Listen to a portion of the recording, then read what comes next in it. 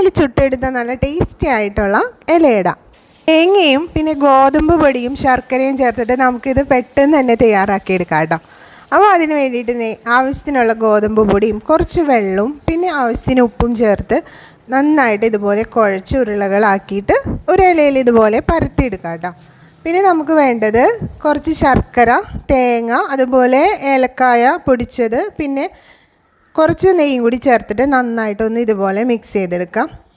ശർക്കര നന്നായിട്ടൊന്ന് ഉരുക്കിയെടുത്ത് അരിച്ചെടുത്തതിന് ശേഷം വേണം അതിലേക്ക് നമ്മൾ തേങ്ങയും ഏലക്കായയും അതുപോലെ നെയ്യും കൂടി ചേർക്കാൻ. അപ്പോൾ ഏലക്കായ പൊടിച്ചെടുത്തിട്ട് വേണം ചേർക്കണമെങ്കിൽ. എന്നിട്ട് അതേ ഇതുപോലെ എല്ലാ സൈഡിലും ഒന്നാക്കി കൊടുത്തിട്ട് ഒന്ന് മടക്കിയെടുക്കുക. എന്നിട്ട് നമ്മളിതൊന്ന് ചുട്ടെടുക്കുക. ആവിയിലല്ല വേവിക്കുന്നത്, ചുട്ടാണ് എടുക്കുന്നത് കേട്ടോ. അപ്പോൾ ചുട്ടെടുക്കുമ്പോഴാണ് ഇതിൻ്റെ ടേസ്റ്റ് കൂടുക. അപ്പോൾ ഇതുപോലെ ഒന്ന് ട്രൈ ചെയ്ത് നോക്കണേ. അപ്പോൾ ഒരു സൈഡൊന്ന് വെന്തതിന് ശേഷം നമ്മളത് പിന്നെ മറിച്ചിടുന്ന